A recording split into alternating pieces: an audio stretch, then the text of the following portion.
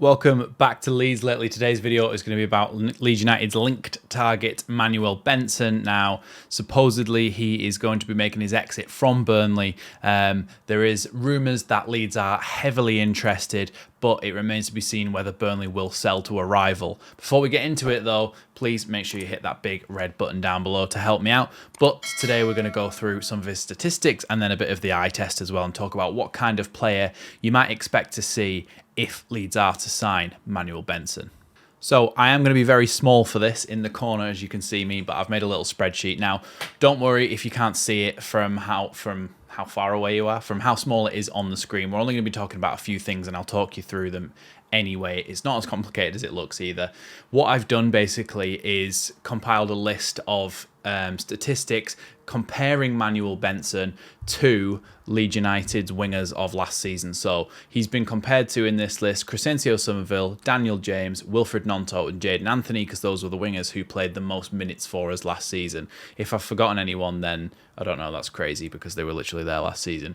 But those are the wingers, and it gives you an idea of kind of how good of a player Manuel Benson is in terms of just statistics compared to the rest of our Leeds United wingers in the Championship. Now, this Manuel Benson statistics are, as well, as you can see from this up here. If you can't, then I'll be explaining it anyway. But this span here is the time when it happened. So I'm comparing Manuel Benson of 2022 to 23 to Leeds United's wingers of 2023-24. Now, the reason I'm doing this is because that's the last time Manuel Benson was in the Championship.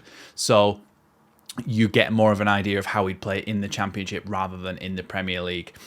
So when we go into the statistics then, we're just talking about the yellow ones here. So goals. How many goals did they score per 90 minutes? And Manuel Benson leads that one. 0.65 goals per 90 minutes. He's nearly scoring a goal every other game. When we actually look at how many goals he actually did score for Burnley, not last season, the season before, he actually scored 11 goals and got 3 assists in that season. So 11 goals from him, and basically on how many 90 minutes he played, that's really, really good, because he only played 16.8 full 90 minutes. 90 minutes sound like Gollum. But when you see it here, basically it's comparing it per 90 minutes just to get a fair estimation of how many, of how you can compare them, because you can't compare Crescencio Somerville, who played 38.9 games, to Manuel Benson, who only played 16.8 full 90 minutes. So that's how we'll go from here. So when you look, and Crescencio Somerville scored 0.49 goals per game, so that's a goal every other game. Manuel Benson's actually ahead of that, so he was really good in terms of scoring per game. And of course, when we actually look at the shots as well, Manuel Benson was taking more shots per game than any of those other players as well, taking 3.57 shots per 90, whereas Crescencio Somerville's 3.16, Daniel James 3.01, Jadon Anthony 3.06, and Wilfred Gnonto 2.55. So he's taking a lot of shots. He's being positive, trying to go forward and be aggressive and try to score goals, which he did. Chance creation is one that I always look at, and I always look at shot creating actions, basically the two actions that lead up to a shot. So if he passed it, Manuel Benson, inside to the forward had a shot, that's a shot creating action.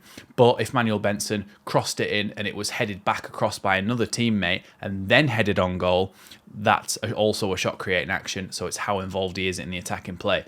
He again comes way out ahead on this one. Actually, no, sorry, he doesn't. That's Crescencio Somerville. Crescencio Somerville comes out way ahead on this one with 6.09 shot creating actions per 90, which is really, really high.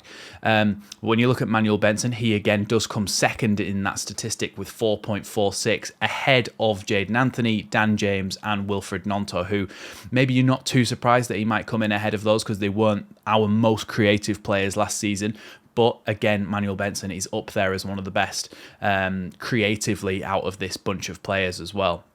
And of course, with Crescencio Somerville going and Jadon Anthony going, he's way ahead of the competition in terms of Daniel James and Wilfred Gnonto, who are still at Leeds.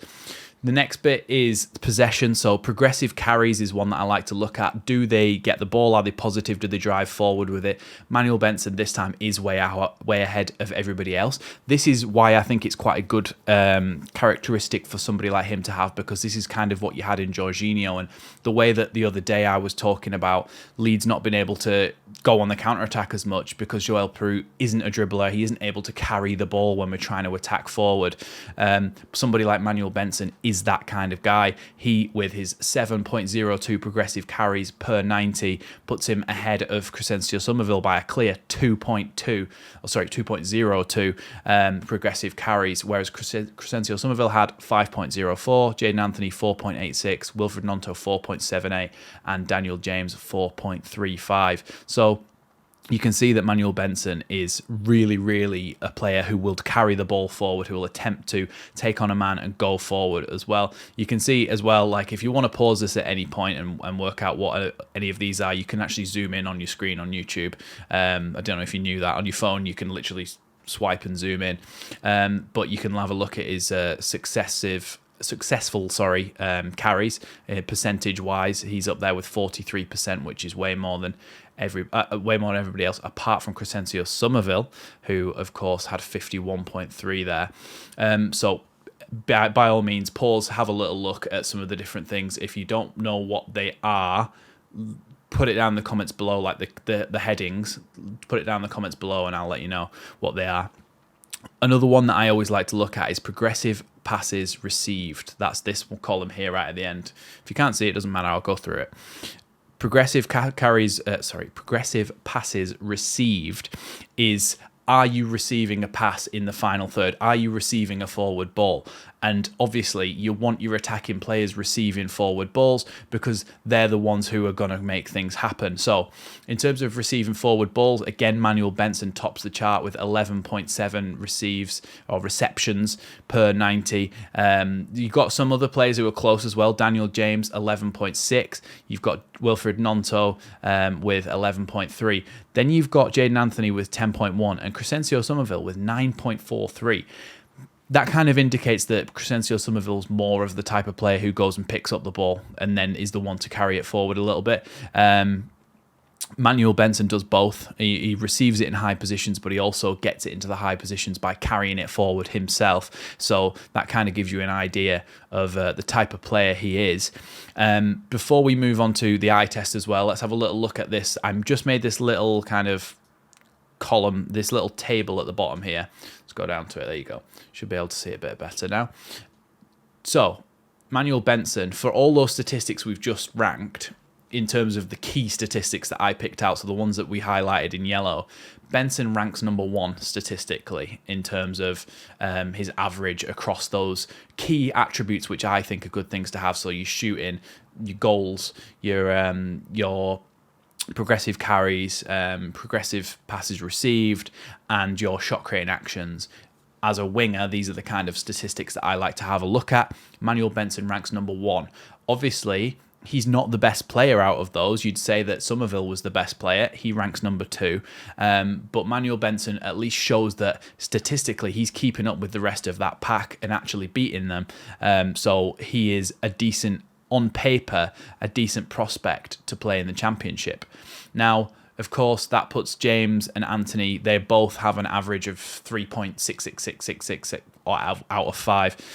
So they are both in position 3. And then Gnonto, of course, goes in at number 5. And we're going to have a quick little look at his actual heat map, Manuel Benson, here. And you can see that a lot of his game in that season was played down the right-hand side. So this is the season heat map from 22-23. Which was the Championship season where Burnley won the league and got promoted. So this is where Manuel Benson is down that right-hand side, playing off the right and cutting inside. So you can basically tell that, A, he's been taking some corners as well. That's why it's in the corner flag so much. He's been taking some corners for them as well. You can see that a lot of the time, he's taking the ball down this right-hand side. He likes to go wide, but he also likes to cut inside into this half space here. So if you don't know, we did explain this the other week, me and Lockie, but the half space is the space between the corner of the box here and basically the edge of the D, basically. So you're basically I've said basically so many times there, in between the left back and the centre back. So you basically, oh my God, I can't stop. I'm addicted to basically. So you are using that space there, which according to Lockie, around 70% of goals are scored from. And from what I've seen in the footage, that bears out with his goal scoring ability as well. So when we do the eye test and when we move on to the eye test, this is the sort of thing I like to see. He likes to play a lot of balls to the back post. He likes to cut inside and play chipped balls to the back post where somebody like Nonto could be running in to finish things off with a little header as it bounces up to him, something like that. But Manuel Benson is somebody who can provide assists in a variety of ways. He can cut inside and curl the ball into the box, like I said, to the back post with a little sort of lifted ball over the top, or he can go down the line and put the ball across the box like we like to see as well. A little bit similar to Dan James in that kind of sense, but a little bit more accurate on those ones where he cuts back on his left foot because he is left-footed and he would like to play in that kind of inside forward role where he can cut inside, which for us is really good because it allows somebody like Jaden Bogle, whoever's playing right back, to actually overlap and create an overload down that side so that Manuel Benson can find his way inside into that inner channel, into the half space, and shoot or cross from there.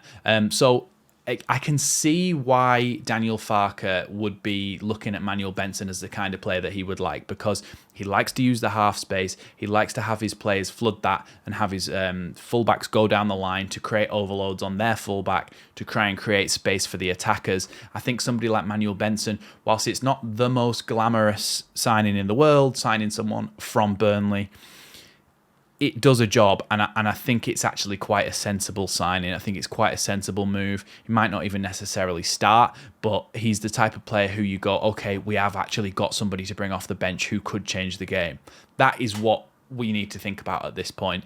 If you are bringing somebody off the bench for Dan James, are they going to offer something different to Dan James? Yes, I think he does. He offers something different in terms of his ability to carry the ball forward, to dribble past people, to carry the ball, and to create chances that Dan James might otherwise not be able to create. So I think he does offer something that Dan James doesn't, which means he's a good player to have on the bench or starting so that you can swap either of those round. He's not necessarily as lightning fast as Dan James, but he's a little bit more technical, so I think he would actually be a good signing for Leeds. And like I said, I can completely understand why he's been identified as a target. It just remains to be seen whether Burnley will actually be willing to let somebody like Manuel Benson go to a direct rival for the Championship. Now, people will get at me going, oh, direct rival for the Championship. On paper, look at it. On paper, with the team, with the club, with everything that happened last season, on paper, we are a direct rival.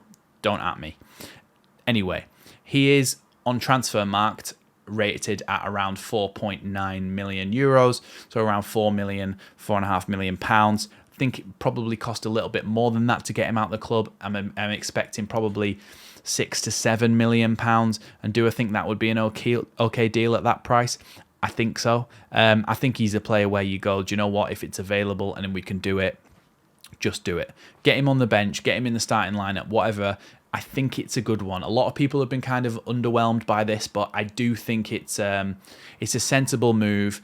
It makes sense for our squad. It makes sense for our team, and I think it's probably the kind of move that we should be going for at this point in the transfer window. Let me know what you think, though, down in the comments below of Manuel Benson, whether you're underwhelmed or overwhelmed, or whether this video might have changed your mind, perhaps, because we have looked a little bit more in depth at him compared to our other wingers, especially the ones that are still there. So, yeah, let me know what you think down in the comments below. Thanks for watching Leeds Lately, and I'll see you in the next one.